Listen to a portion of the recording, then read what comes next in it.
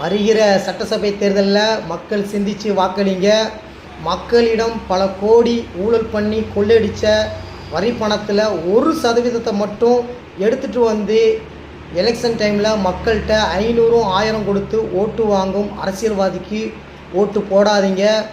உங்களுடைய வரி பணத்தை உங்கள்கிட்டே கொள்ளையடித்து அதில் 100% கொள்ளையடித்து அதில் 1% மட்டும் உங்களுக்கு 500 1000 கொடுத்து வாக்கை வாங்கி மீண்டும் தமிழ்நாட்டில் கொள்ளையடிக்கிற நோக்கத்தோடு வரக்கூடிய அரசியல்வாதிக்கு வாக்களிக்காதீங்க.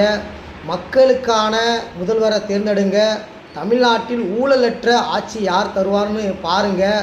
மக்களின் வரி பணத்தை மீண்டும் மீண்டும் கொள்ளையடித்து தரமில்லாத சாலைகள், தரமில்லாத அரசு பில்டிங்கு, தரமில்லாத கல்வி, தரமில்லாத மருத்துவம், இன்னும் நிறைய அரசு பள்ளியில் பாத்ரூம் வசதி இல்லை. தமிழ்நாட்டில் இன்னும் ஏழ்மையில் உள்ள மக்களுக்கு வீடு இல்லை. இன்னும் நிறைய பேர் குடிசை வீட்டிலே தான் இருக்காங்க. அதெல்லாம் மாறணும். அது மாறணும்னா நம்ம முதல்ல மாறணும். ஓட்டு போடும்போது நம்ம தேர்ந்தெடுக்கக்கூடிய முதலமைச்சர் யார் அப்படிங்கிறத தான் நம்ம முதல்ல பார்க்கணும். நம்ம தொகுதிக்கு யாருனுக்காங்கிறது முக்கியம் இல்லை. தமிழ்நாட்டை ஆளப்போகிற முதலமைச்சர் யார் அப்படிங்கிறத தான் முதல்ல பார்க்கணும். அவர் ஊழலற்ற ஆட்சியை தருவாரா? மக்களுக்காக சேவை செய்வாரா? மக்களுக்கு ஒரு பிரச்சனைனா குரல் கொடுப்பாரா? அப்படிங்கிறத யோசித்து பாருங்கள். தமிழ்நாட்டில் உள்ள கனிம வளங்களை கொள்ளையடிக்காமல் இருப்பாங்களா? அவங்க கொள்ளையடிக்கிறவங்களுக்கு அந்த முதல்வர் ஆதரவு அளிப்பாரா?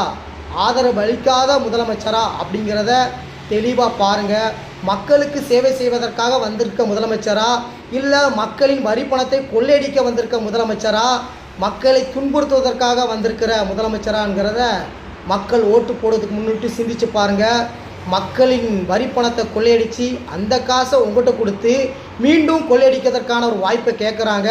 அதை நீங்கள் மீண்டும் அவங்களுக்கு ஓட்டு போட்டிங்கன்னா மீண்டும் மீண்டும் கொள்ளையடிப்பாங்க. தமிழ்நாட்டு மக்கள் நமக்கு கொள்ளையடிக்கிறதுக்கு மீண்டும் வாய்ப்பு கொடுத்துருக்காங்க அப்படின்னு அவங்க அதை ஒரு அங்கீகாரமாக எடுத்துக்கிடுவாங்க. ஆனால் மக்கள் சிந்தித்து மக்களுக்கான முதலமைச்சரை தேர்ந்தெடுங்க.